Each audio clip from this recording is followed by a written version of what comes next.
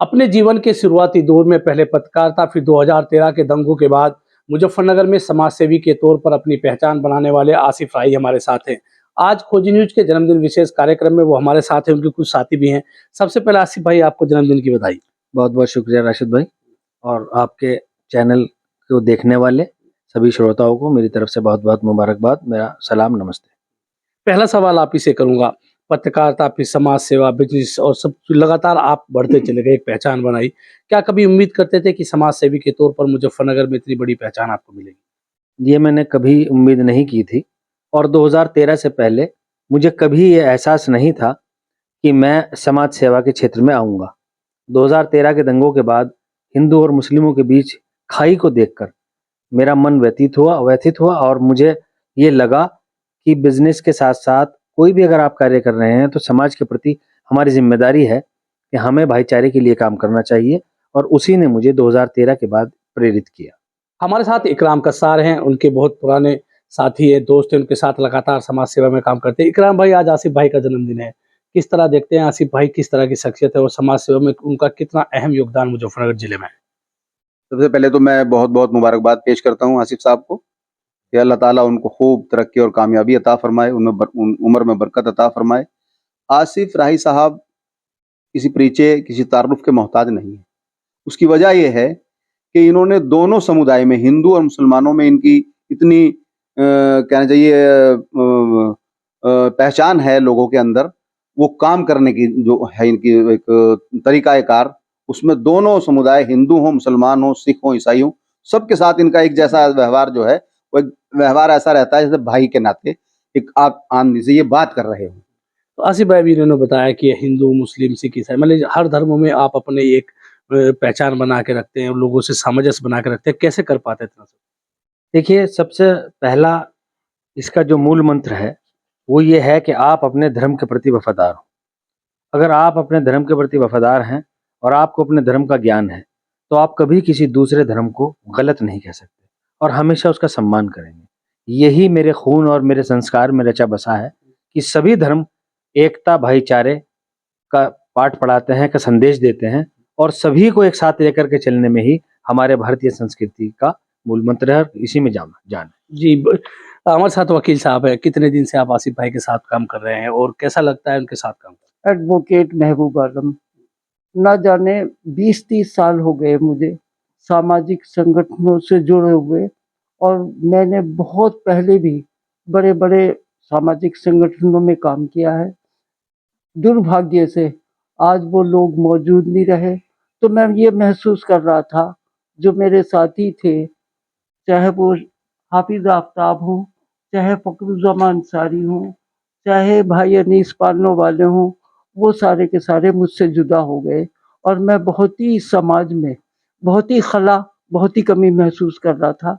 लेकिन जैसे ही पैगाम-ए इंसानियत के जो बानी हैं, हाजी आसिफ राही, जब मैंने उन्हें देखा और उनके पास आया और उनके जो मैंने कार्य देखे, तो जो वो कमी मुझे महसूस हो रही थी, वो कमी मेरी पूरी हो गई।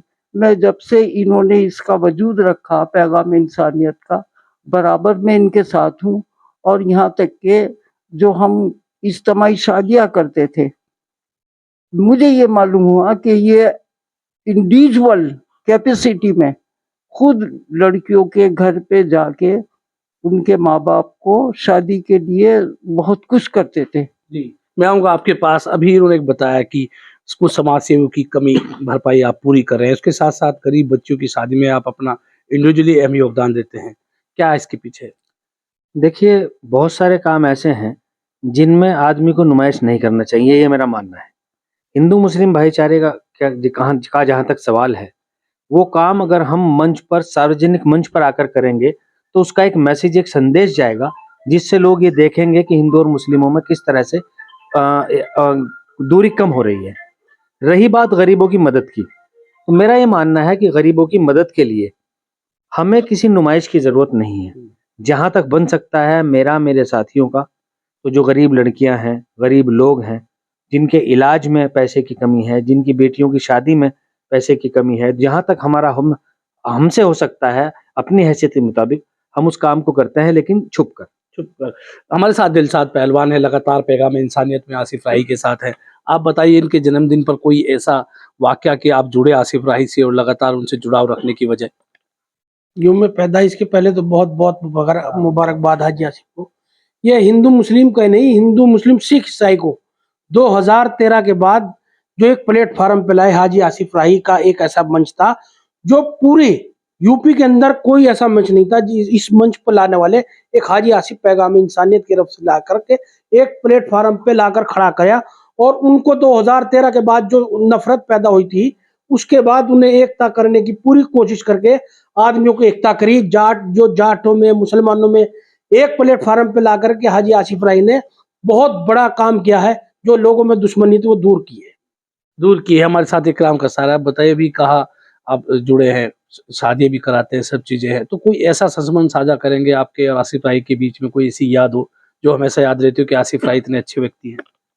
यादगार तो हमेशा बनी रहेगी। उसकी वजह यह है कि आसिफ राही अपने आप में बहुत शानदार शख्सियत हैं और बहुत प्यार मोहब्बत खुलूस से मिलते हैं जिस आदमी से मिलते हैं। दूसरी बात यह है, खिदमत की बात मैं आपको बताऊं, सर्दियों में पिछली मरतबा भी मैंने देखा, कई सालों से मैं देखता आ रहा हूं कि गरीब लोगों की मदद करते हैं, रजाई तकसीम करके करते हैं। दूसरी बात, ये पैगाम इंसानियत का मैसेज एक ऐसा मैसेज है कि जहां कावड़ आती है हमारे हर साल, और कावड़ में अपना कैंप लगाकर उनकी खिदमत करना, दिलशाद पहलवान साहब उनकी मदद, उनकी मालिश वगैरह करते हैं, जो पैर थक जाते हैं कावड़ियों के, उसमें बहुत बढ़ चढ़ कर हिस्सा लेते हैं।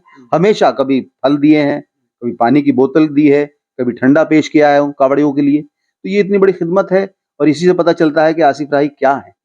अभी इन्होंने कहा कि ओपन कावड़ करके कुछ भी नहीं करते, ओपन जैसे लोग करते हैं ऐसा कुछ नहीं।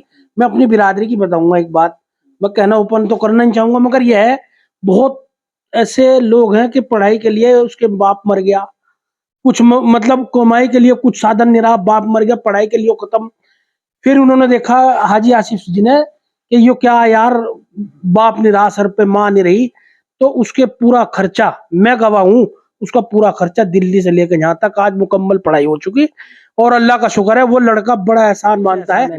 आप क्या कहेंगे महबूब वकील साहब? अभी दिलशाद भाई ने बताया कि एक बच्चे की पूरी पढ़ाई इन्होंने कराई, अपनी तरफ से कराई, तो किस तरह मानते हैं? जैसे मैंने शुरू में कहा था कि न जाने कितने सामाजिक संगठनों में मैंने काम किया है, इन्हीं तमाम खूबियों को मद्देनजर रखते हुए मैं इनकी पैगाम इंसानियत पे जुड़ा। और साथ में मैं अल्लाह ताला से दुआ करता हूँ कि जिन लोगों के साथ मैंने काम किया था वो मेरे से सारे बिछड़ गए, अल्लाह ताला इन्हें सलामत रखे, इनकी उम्र में बरकत करे, इन्हें सेहत तंदुरुस्ती दे, जिससे कि ये समाज में और ख़ास तौर से मुस्लिम माशरे में जिन बुराइयां गहराई तक चली गई हैं उन्हें उखाड़ने में कामयाब रहें। अभी इकराम भाई ने बताया कि कावड़ यात्रा हो, दिलशाद पहलवान ने बताया कि किसी की फीस थी, उसके पिता नहीं रहे, आपने पूरी एजुकेशन पूरी की। कितना सुकून मिलता है सब करके कि मैं सब धर्मों के सब लोगों के लिए मदद के तौर पर काम करता हूँ। देखिए, ये मेरी कोई इसमें खासियत नहीं है, ना मेरा कोई कमाल है। और मैं अपने दोस्त और अपने मेरे दिलशाद भाई की मोहब्बत है कि वो जिक्र कर दिया, लेकिन ये बातें हमारे यहाँ करने की नहीं थी। ये तो आदमी अगर करता है तो अपने लिए करता है। अगर आज किसी के लिए 2 कदम बढ़ा रहा हूँ, किसी गरीब की मदद कर रहा हूँ, तो उसकी मदद नहीं हो रही, ये मेरी मदद हो रही है, जिसकी वजह से मेरा रब मुझसे राज़ी होगा और मेरी मुश्किल आसान होगी। तो राही साहब, मैं ये कहना चाह रहा था कि आसिफ राही की पूरी फैमिली हिंदू और मुसलमान में इतनी लोकप्रिय है कि इतने ताल्लुकात हैं, इनके बड़े ताल्लुकात हैं।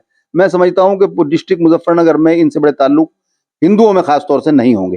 दूसरी बात, खास बात यह है कि तमाम हिंदू मुसलमानों की एकता के लिए, सुखों की एकता के लिए हर साल मुशायरा, कोई ना कोई छोटा प्रोग्राम या बड़ा प्रोग्राम करते रहते हैं। मुशायरे में सोमांश प्रकाश आदरणीय हमारे तशरीफ लाए, पंकज अग्रवाल जी लाए, और सुमत प्रकाश मीनाक्षी चौक, ये जो इनका मीनाक्षी सिनेमा, ये आए, और बहुत दिगर बहुत सारे लोग, और राकेश टिकैत जी आए, अशोक बालियान जी आए, ये सारे लोग आते हैं।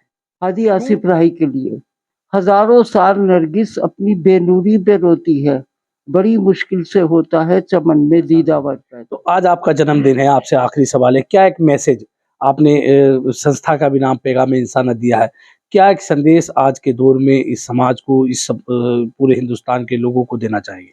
देखिए, मैं पैगाम इंसानियत संस्था का अध्यक्ष हूँ। हिंदू मुस्लिम एकता मेरे संस्कारों में है और यही मेरा भविष्य है, मेरी संस्था का भविष्य है। मैं सभी भारतवासियों के लिए एक संदेश ये देना चाहता हूँ कि अपना धर्म छोड़े मत और दूसरे का धर्म छेड़े मत। अपने धर्म का सम्मान करें, साथ दूसरे धर्म का सम्मान करें। किसी भी धर्म में बुराई कभी कोई नहीं होती, धर्म के मानने वालों में बुराई होती है।